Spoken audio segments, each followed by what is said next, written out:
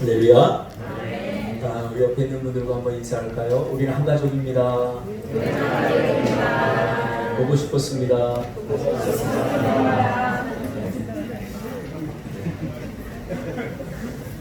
별로 보고 싶지 않았는데 저는 보고 싶었거든요. 이 말씀 중심에서 내가 지키고 싶은 것, 내가 지키고 싶은 것이라는 제목으로 하나님 말씀 증거하겠습니다. 살다 보면 내가 지키고 싶은 것이 있습니다. 반드시 내가 지켜내고 싶은 것, 그런 것들 여러분 다 있죠. 여러분은 정말 지켜내고 싶은 것이 무엇이죠? 제가 함께 사역을 했던 어떤 전도사님은 오산, 경기도 오산이라고 하는 지역에서 아버지가 그 지역에서 제일 큰 빌딩을 하나 갖고 계셨어요. 근데 어머니가 일찍 돌아가셨어요. 이 전도사님의 꿈이 뭐냐면 그 빌딩에다가 크게 영어 학원을 차려서 성공하는 것. 그게 이 전도사님의 꿈이었습니다. 그래서 총신대 영어 교육과에 들어갔습니다. 제가 물었어요. 왜 하필 연대나 고대, 서울대 영어 교육과 들어가서 총신대 들어갔습니까? 그랬더니 내 꿈을, 이 꿈을 하나님께서 반드시 지켜줘야 되기 때문에 내가 총신대 들어갔다, 이렇게 얘기를 했습니다. 근데 그의 마음을 불안하게 하는 것이 있었습니다. 뭐냐면 아버지가 잘생겼다는 거예요. 아버지가 잘생기셔서 혹시 재혼을 해서 유산이 자신에게 물려지지 않으면 어떻게 할까라고 하는 불안이 있었습니다. 그런 마음이 강하게 들 때마다 이 전도사님은 더욱 강력하게 기도했습니다. 하나님, 이 유산 내 겁니다. 놔주셔야 됩니다. 그리고 하나님과 거래도 하죠. 만약 주시면 여기다가 여기에서 영어 학원을 차려서 주를 위해서 좋은 일도 제가 많이 하겠습니다. 이렇게 이야기를 했습니다. 마침내 영국으로 유학을 갔다 왔습니다. 와서 보니 아버지가 보증을 잘못 써서 빌딩이 넘어갈 위기에 처하게 됩니다. 그때 그는 40일 작전 기도를 하면서 더 강력하게 하나님께 기도했습니다. 아니, 기도라기보다는 협박에 가까웠습니다. 하나님, 이거 넘어가면 저는 앞으로 절대 하나님 믿지 않을 겁니다. 이거 넘어가면 나 교회도 다니지 않을 것입니다. 그러나 빌딩은 다른 사람의 소유가 되었습니다. 그 후로 자신은 교회에 다니지 않고 그야말로 그동안 살고 싶은 대로 살게 되었다고 말합니다. 이분의 고백에 의하면 나는 막 살았다, 이렇게 고백합니다. 그가 하나님께 실망하고 하나님에 대한 원망으로 살아가는 동안 그의 마음은 상처투성이가 되었습니다. 하나님을 탓하고 불평과 원망으로 살아가는 삶에 어떻게 선한 것이 남을 수 있겠습니까?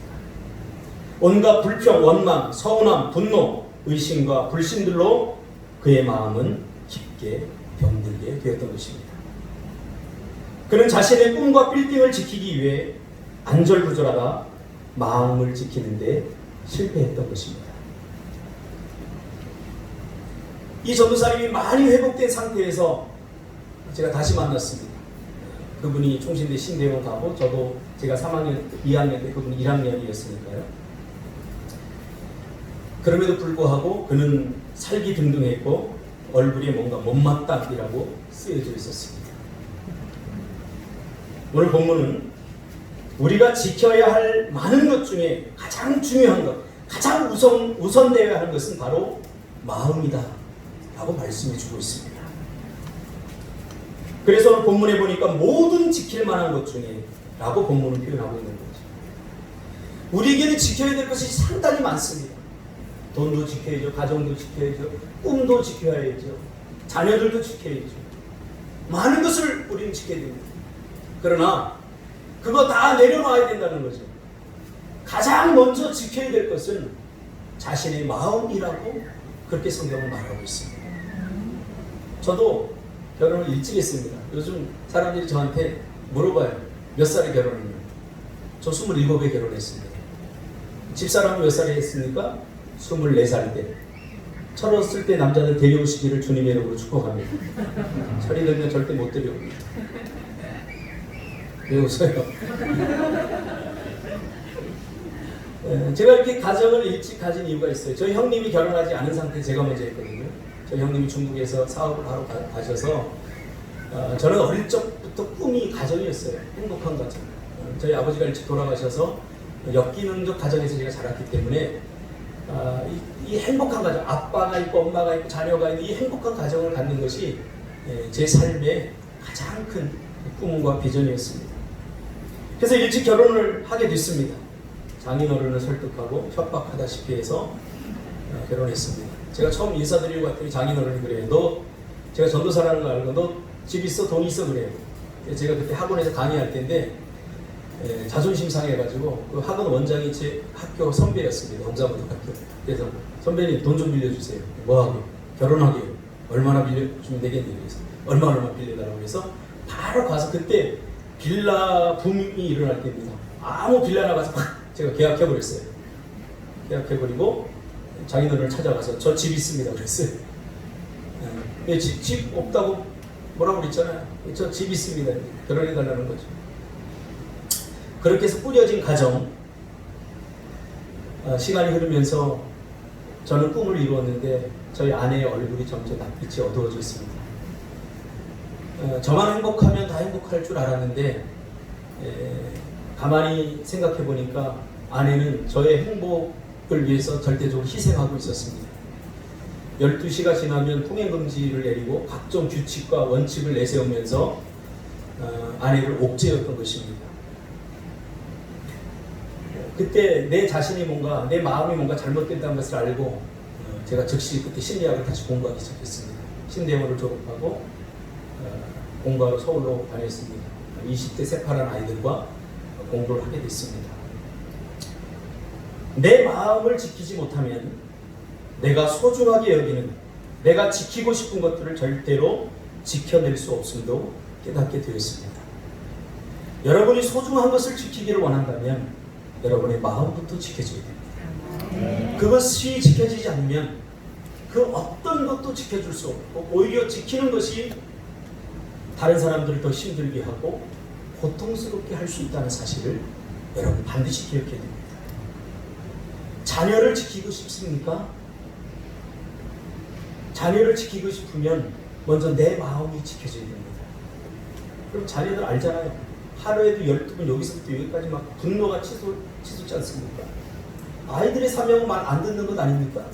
어떻게 그렇게 거꾸로만 하는지 모르겠어요. 여기로부터 내 마음이 지켜지지 않으면 내 마음도 상처나고 그 공격적이고 쌓인 분노로 인하여서 아이들의 마음도 상하게 된다는 사실을 왜 모르시냐고 말이죠. 하루도 화가 나서 아이들 때리고 싶은 마음이 들 때가 많습니다. 그래도 저는 참고 인내하고 기다리는 게 이제는 조금 익숙해졌어요. 아이들이 공부 안 하면 나 자신을 돌아봅니다. 나는 저만 할 때 공부했나? 나도 별로 안 했더라. 나도 안 했으면서 괜히 애들을 잡는 거지. 그러니까 나도 못했더라. 근데 부모님의 마음은 내가 못했기 때문에 우리 아이들만이라도 좀 잘했으면 좋겠다. 그런 마음, 그런 사랑으로 사실은 잔소리하는 건데 그것조차도 아이들은 잘 받아들이지 못해요. 그 사랑을 분노로 받아들일 때가 많습니다. 그러므로 내 마음을 지키지 못하면 내가 소중하게 여기는, 내가 지키고 싶은 것들을 절대로 지킬 수 없습니다. 오히려 나의 과대한 욕심과 집착이 내가 지키는 것들로 인해서 더욱 힘들어지게 된다는 사실입니다. 그러므로 모든 지킴의 근본은 자신의 마음을 지키는 데서부터 시작되어야 된다고 성경은 말해주고 있습니다. 자, 그러면 우리가 지켜야 될 마음의 실체는 무엇일까요? 성경은 마음을 지켜야 된다 먼저 라고 이야기하는데 정작 우리 마음이 무엇인지에 대해서는 말해주고 있지 않습니다. 그렇죠? 준석 집사님, 마음이 어디 있어요? 미국 사람한테 물어보면 마음이 여기 있다고 해요. 이거 봐요. 마음에 대한 정의가 다 달라요. 마음을 지켜라! 그리고 나서 마음이 무엇인지에 대해서 좀 가르쳐주면 참 좋겠어요. 여러분 성경을 읽을 때 제발 좀 대충 읽지 마세요. 좀 궁금한 거 있으면 좀 묵상의 세계로 들어가세요. 마음을 지키라고 했는데 하나님이 마음을 지키라고 했어. 난 마음을 지킬 거야. 거기서 끝나버려야 돼요. 마음이 뭔지도 모르고. 우리가 지켜야 될 마음이 뭡니까 도대체? 성경은 우리의 삶과 문제에 대해서 일일이 자판기처럼 답해주지 않습니다. 성경은 다만 방향을 알려줄 뿐입니다. 때로는 그래요. 성경 말씀이 우리의 삶에 일일이 답을 좀 줬으면 좋겠어요. 100원을 넣으면 100원짜리 커피가 나오고 200원을 넣으면 200원짜리 커피가 나오듯이 알려줬으면 좋겠어요. 근데 성경은 우리의 다양한 삶의 범주에 대해서 일일이 다 자판기처럼 이야기 주지 않아요. 이건 뭘 의미하냐면 우리가 배우고 공부하고 묵상해야 된다는 사실이에요. 그쪽 방향을 바라보고 우리가 묵상하고 배우고 그리고 공부하고 나가야 된다. 그래서 하나님께서는 이스라엘 백성들을 공동체로 부르시고 특별히 학습 공동체로 부르셨습니다. 그런 사람이 있어요. 교회만 다니면 되지 뭐 교회가 성경 공부하느냐. 이 교회를 잘못 인식하고 있는 사람이에요. 자기가 알고 싶은 대로 알아서는 안 돼요. 성경이 말하는 대로 우리가 인식할 때 그때부터 참된 신앙의 길이 열려지는 거예요. 1년에 한 번이나 2번 정도 저에게 스승의 날이나 생일 때 저에게 돈을 붙여주는 제 제자가 있어요. 가끔 와가지고 자신의 인생의 문제를 저한테 상담을 해요. 사업을 하고 있는데 사업의 문제를 상담해요. 그러면서 늘 하는 얘기거든요. 나는 예수를 믿어요. 근데 교회는 안 다녀요. 그거는 예수를 믿지 않는다는 말입니다. 성경을 제대로 안다면 예수를 믿는 것이 믿음이 어디에서 드러나야 되는지 잘 몰라요. 우리의 믿음은 관계 속에서 드러나고 사람들 가운데서 드러나거든요. 그렇죠? 그래서 믿음이 필요한 거죠. 그래서 우리는 성경을 연구하고 말씀을 이해하기 위해서 묵상의 세계, 학습의 세계로 들어가야겠네요. 배움의 과정이 절대적으로 필요합니다. 성경에서 신명기에서 계속 가르치라, 배우라 계속해서 반복하고 있지 않습니까? 그 마음은 무엇입니까? 이런 방향성을 가지고 마음에 대해서 연구한 학자들이나 또 심리학자들의 견해를 종합해보면 마음이란 이런 거예요. 정의를 내릴 수 없어요. 그렇죠? 여러분 마음이 하루에도 12번 바뀌지 않습니까? 어디에서 일어나는 작용이에요? 마음은 굉장히 변화무쌍하고 모호하기 때문에 이것이 마음이다라고 한마디로 정의 내리기가 무척 애매합니다. 제가 심리학을 배웠는데요. 심리학, 사실은 학문이 아니에요. 학문은 이런 가설, 증명이 돼야 되는데 여러분 마음을 어떻게 증명할 수 있겠어요? 나는 준석이가 싫어. 이걸 어떻게 증명해? 그럼 무조건 싫어요, 난 제가. 근데 이걸 어떻게 증명해요? 그럼에도 불구하고 지금까지 연구한 바에 의하면 마음이라는 이런 거예요. 마음은 어느 하나로 정의할 수 없지만 마음은 총체적인 거예요. 다시 말하면 생각, 우리의 의지, 인식, 기억, 감정 등을 포함한 우리의 모든 정신, 보이지 않는 정신의 활동을 우리가 마음이라고 해요. 그러니까 때로는 생각으로도 마음이 표현되어 있는 거죠. 그러니까 표현되는 도구예요. 생각으로 마음이 표현되고 우리 의지로 마음이 표현돼요. 새벽기도 안 나온 사람이 딱 새벽기도 나왔어요. 의지의 표현이죠. 이 사람은 기도해야 되겠다라고 하는 마음을 가진 거예요. 우리가 그렇게 가늠할 수 있는 거죠. 우리의 감정도 마찬가지예요. 갑자기 인사 잘하던 주영이가 나를 보더니 인상을 써요. 왜 그럴까요? 감정에 뭔가가 있어요. 감정이라는 것은 어떤 일어난 사건에 대해서 의미를 부여할 때 생기는 게 감정이거든요. 예를 들면 이런 거 있지. 목사님이 내가 엊그제 인사했는데 목사님 내 인사를 안 받아줬어. 이런 사건이 일어나면 주영 집사는 목사님이 나를 미워하는 것 같아 하고 의미 부여를 하죠. 근데 내가 못 봤을 수도 있거든요. 내가 주영이를 얼마나 좋아하는데. 좋아하는 이유는 맛있는 거 사줘서 좋아해. 그래서 계속 사랑받으면 계속 나를 사줘야 돼. 아니 안 사주면 난 미워하게 돼 있어. 나는 이렇게 연약한 인생이야. 지금 마음이 어떠니 힘들어 라는 마음의 상태를 우리가 반영하고 있는 거죠. 그러면 이 복잡하고 난해스러운 마음을 어떻게 지켜야 될까요? 성경은 마음을 지키라고 그랬어요. 이것은 전제하는 게 하나 있어요. 우리의 마음은 공격의 대상이라는 거예요. 누군가의 공격의 대상이에요. 지키지 않으면 안 된다는 거예요. 지켜야 건강해질 수 있다는 거죠. 마음을 쓰러뜨리고 병들게 하려고 하는 어떤 세력이 끊임없이 공격하고 있다는 것을 의미합니다. 그래서 마음이라고 하는 것은 지켜내야 하는 영역인 것입니다. 어떻게 지켜낼 수 있을까요? 베드로전서 5장 7절에 보니까 너희 염려를 다 주께 맡기라 이는 그가 너희를 돌보심이라 라고 말씀하고 있습니다. 염려, 근심, 걱정, 불안, 두려움 이 모든 것은 마음에서 일어나는 작용 아닙니까? 그러니까 너희 염려하는 그 마음을 다 주님께 맡기라 라고 해석해도 무방합니다. 우리가 마음을 지키는 첫 번째는 우리 마음에서 일어나는 모든 현상을 주님께 맡기는 것으로부터 시작이 됩니다. 이거 우리가 해결할 수 없습니다. 왠지 아세요? 저도 불안해봤고 저도 두려워봤고 걱정, 근심 다 있어봤어요. 지금도 있어요. 근데 이게요 침투적으로 나와요. 이게 무슨 말이냐면 어느 날 멀쩡하게 막 웃다가도 쓱 무슨 생각이 하나 쑥 들어와요. 침투적으로. 뭐냐면 내일 3천만 원 갚아야 되는데 이 침투적으로 딱 들어오면 그 다음부터 기뻤던 마음이 싹 사라지고 불안해지기 시작하고 두려워지기 시작합니다. 여러분 아마 그런 경험 다 해봤을 거예요. 우리 큰딸이 어릴 때에 갑자기 내 마음에 무슨 생각이 드냐면 뉴스에 교통사고 나는 걸 보고 야 우리 딸 교통사고 날 수도 있겠네? 어떡하지? 하고 제가 학교로 뛰어간 적도 있어요. 제가 잘못된 거 아니에요.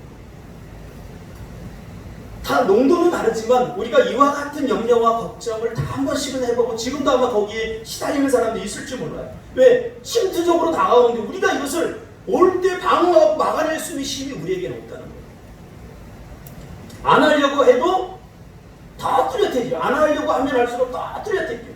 더 선명하게 내 마음을 타격하기 때문에 내가 지켜내기가 힘들어요.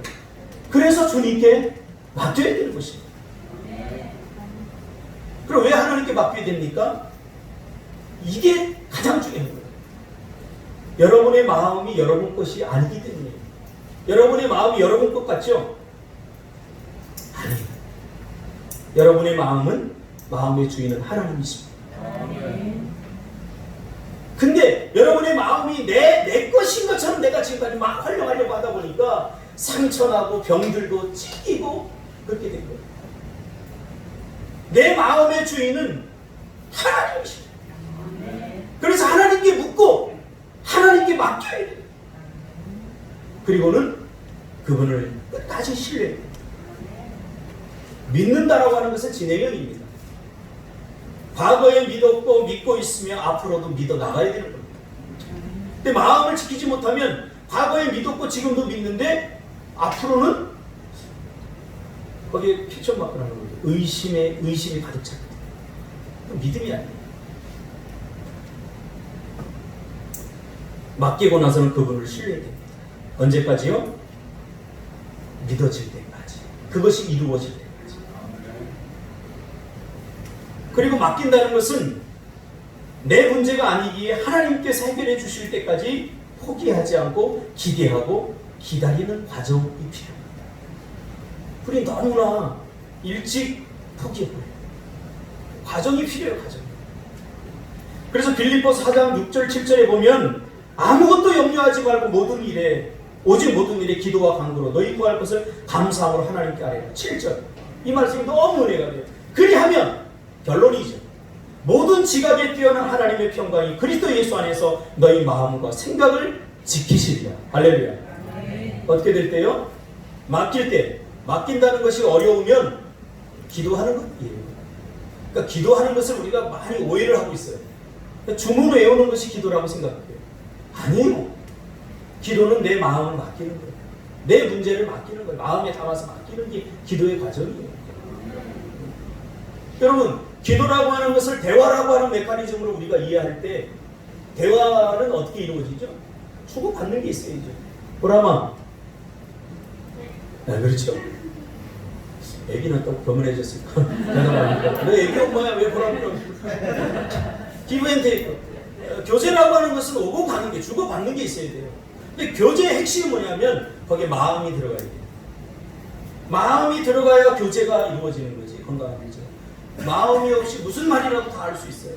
우리가 외로운 이유가 있어요. 왜 외로운지 아세요? 마음을 담아서 교제하지 않기 때문에 외로운 거예요. 내 마음을 담아서 말하지 않으니까 저 사람도 잘 느껴요. 나를 그냥 대충 한다는 거예요. 제가 요즘 인이하고 공부하고 있는데 뭐라고 막 얘기해요. 그럼 내가 대충 대답. 알았어. 그래. 좀 잘 들어주세요. 그래요. 이거. 그 아이도 느껴요. 아이도. 내가 수학 문제 가르쳐 주려고 덧셈을 뺄셈식으로 만들고 뺄셈을 덧셈식으로 만들고 저는 이걸 하겠는데 이걸 어떻게 설명할까라고 고심을 하는 그 순간에 인이가 나한테 뭐라고 목사님 모르죠? 다 그런 거예요. 얼마나 자존심 상하는지. 야, 내가 더하기 빼기 모를 것 같아? 그렇게 말하고 싶었지만 꾹 참고 야, 네가 어떻게 하면 더 잘 이해할 수 있을까? 내가 그거를 지금 고민하고 있는 중에 에이 모르잖아요. 그 어린아이도요 마음을 담지 않으면 다 느껴요. 사람도 마찬가지예요. 하나님도 마찬가지예요. 마음을 담아서 기도하고 마음을 담아서 하나님의 말씀대로 살려고 할 때 하나님 우리에게 완전함을 요구하지 않습니다. 그 자체만으로도 기뻐합니다. 그게 성경에서는 온전함이라고 표현하는 거죠. 마음을 지키는 또 하나의 방법이 오늘 본문에 나오고 있어요. 그게 뭐냐면 20절 이하에 나와 있는데요. 사실은 20절부터 24절은 한 주제를 이야기하고 있는 거예요. 무슨 주제냐면 말에 대한 이야기를 하는 중에 마음을 지키라는 말이 나온 거예요. 말은 마음의 반영이지 않습니까?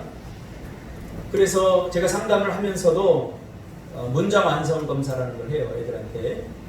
이제 글로다가 이렇게 쓰게 하는데 그걸 분석하면서는 그 아이 마음을 읽어내요. 그러니까 말은 그 사람의 마음의 반영입니다. 언어, 말이라고 하는 것은 단순히 이 소리를 담은 이 말을 의미하지 않습니다. 언어라고 할 때 우리의 몸짓, 느낌, 표정, 억양, 그리고 행위까지 다 포함해서 언어입니다. 괜찮아.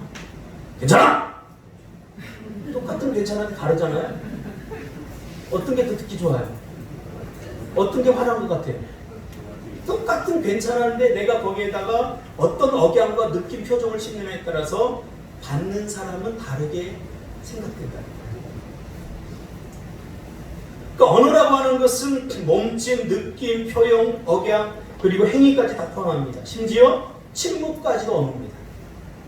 침묵식이 들어갔잖아요. 뭔가 마음에 안 들어. 그래서 소심하게 드러내는 것이 침묵. 24절에 보니까 마음을 지키기 위해서 우리는 두 가지 말을 버려야 된다고 이야기합니다. 첫째로 구부러진 말. 24절에 보니까 구부러진 말은 어떤 말일까요? 글자를 구부러지게 쓰는 걸까요? 구부러진 말이라는 것을 연구해 보니까 왜곡하고 삭제하는 말입니다. 왜곡. 그러니까 제가 청소년 사역을 오랫동안 했어요. 애들이 둘이 싸우고 와요. 그래서 야, 뭐 때문에 싸웠어? 그러면 분명히 문제가 있을 텐데 다 맞아요. 자기들이 주장하는 게 다 맞아요. A라고 하는 친구는 이야기하면 쟤 때문에 분명히. 그럼 너 이야기해봐. 그러면 얘 말도 맞아요. 다 맞아요. 왜 이런 현상이 일어나냐면 자기가 하고 싶은 말만 해서 그래요. 객관적인 이야기는 왜곡시킵니다. 그리고 안 해요. 자기에게 불리할 것 같은 말은 안 해버려요. 그러니까 왜곡과 삭제가 심각하게 일어나니까 말이 구부러지게 돼 있어요. 자기가 유리하도록. 구부러진 말은 자신의 마음을 더욱 굽어지게 만든다. 그래서 있는 그대로 일어난 사건 그대로 이야기하는 것 중요합니다. 하나님도 가장 싫어하는 게 핑계와 변명입니다. 핑계와 변명은 구부러진 말입니다. 그냥 제가 지금까지 예수 믿으면서 하나님이 가장 좋아하는 말인데 뭐냐면 죽을 죄를 졌습니다. 잘못했습니다. 하나님 이 말을 잘 좋아해요. 저도 청소년 사역을 하면서 제일 듣고 싶은 말이 그거예요. 목사님 잘못했어요. 그런데 거기에 대해서 왜 잘못했는지 자기의 어떤 그 합리적으로 그걸 설명하고 자꾸 자기를 보호하고 변명하려고 하다 보니까 정말 있었던 일은 다 빼버리고 왜곡시키고 삭제시켜서 들어보면 이 아이가 정말 잘못 안 한 것 같이 들리죠. 그런 말 하지 말라. 다른 사람에게. 관계가 중요하지 않습니까? 관계. 그러니까 관계 속에서 일어나는 일들 중에 그냥 있는 사실 그대로만 이야기하면 좋아요. 누가 밉죠? 왜 미운 줄 아세요? 제가 가르쳐줄게요. 나도 누군가에게 미움의 대상이기 때문에 미운 거예요. 그러니까 그 미움의 요소가 내 안에 있기 때문에 내 안에 없다면 그 미움의 요소도 인식을 못해요. 아유 보람이 정말 중도 없이 미워. 재수없어. 그 요소가 내 안에도 있기 때문에 발견되는 거예요. 내 안에 없는데 어떻게 그걸 발견할 수 있겠어요? 그러니까 그렇게 생각하면 돼요. 미운 사람이 있으면 저 모습이 내 모습이다. 할렐루야. 제발 그랬으면 좋겠어요. 저 모습이 내 모습이야. 그리고 용서하려고 해야죠. 용서할 수 없으면 시간이 더 필요하면 바로 용서하라는 거 아니에요. 그걸 붙들고 기도하면서 하나님 잘 용서가 안 돼요. 하나님 도와주세요. 하고 매달리는 이 과정, 이것이 저는 신앙의 과정이라고 그렇게 알고 있습니다. 두 번째로 삐뚤어진 말입니다. 우리의 마음을 지키기 위해서 첫 번째는 구부러진 말을 하지 말아야 되고요. 삐뚤어진 말. 왜? 말은 마음의 반응이기 때문에. 삐딱한 사람들이 있어요. 똑같은 걸 보고도. 제가 가끔 이야기하잖아요. 한라산을 오르다 보면 정말 어른들이 있어서 욕을 못하겠네요. 한라산을 오르다 보면 어떤 새끼들이 쓰레기를 막 갖다 버렸어요. 너무 마음이 아파. 갖다 버렸어요. 근데 그런 거 보지 마세요. 놀러 갔으면 좋은 거 하나님 될 수 있는 좋은 걸 좀 보세요. 우리 사람을 볼 때도 마찬가지예요. 우리 이놈 집사님 정말 좋은 면 많거든요. 보면 다 좋은 거예요. 얼굴부터 시작해서 부러운 게 얼마나 많은지.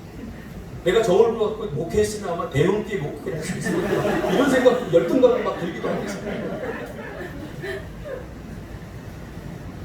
좋은 거 많아요. 근데 자 구석에 자 뒤에 있는 잘 보이지도 않는 그거 보면 이놈 집사님 이런 사람이야 그러면서 막 헐 이거 삐딱한 거 조롱하는 거 그런 거 하지 말라고.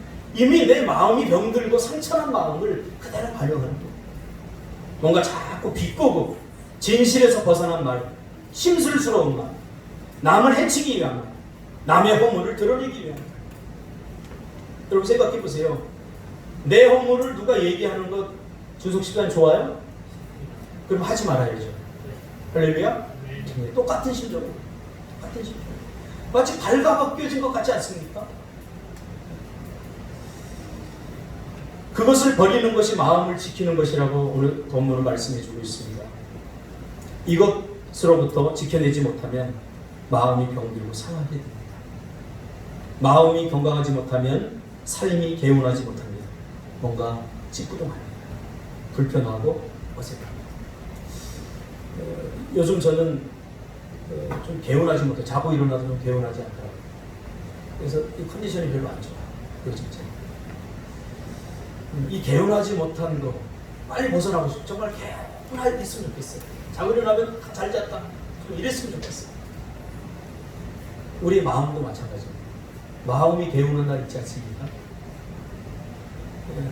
이것으로부터 지켜내면 마음이 개운해져요. 그러면요 누가 나를 좀 헐뜯어도 그럴 수 있겠지. 마음이 개운하면 그래. 그래 나도 그런데. 누가 나 욕하면 그래 내가 허물이 많아. 이렇게 다 넘어가는데 마음이 개운하지 못하면 누가 쳐다보고 왜 째려봐 이씨 막 이렇게 나와요. 청소년들이 주로 그러죠. 청소년들이 가다가 이렇게 쳐다봤는데 째려본다 그러면 미안해 그러고 그냥 가세요. 근데 중요한 게 있어요. 마음이 건강해야 하나님의 은혜도 누릴 수 있다. 이게 제일 중요해요. 마음이 건강해야 행복을 감정적으로 정서적으로 느낄 수 있어요. 마음이 병이 들면 위로부터 오는 하나님의 은혜를 온전히 경험할 수 없어요.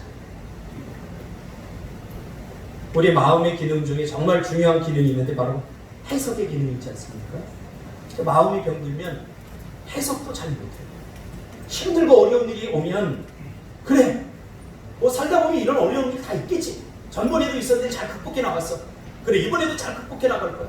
그러면서 자신에게 힘을 불어넣고 자신을 응원하고 자신을 사랑하는 마음으로 이렇게 해야 되는데 마음이 병이 들면 그렇지 못해요.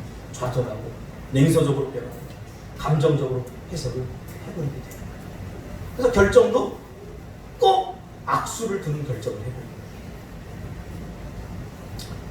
우리 주변에는 마음의 평안이 없는 사람들로 가득 차 있습니다. 심지어 교회 안에도 염려하는 마음과 혼돈된 마음과 시기 질투하는 마음, 분노와 절망, 압박감과 정욕, 냉소주의에 시달리는 마음들을 가진 사람들이 있습니다.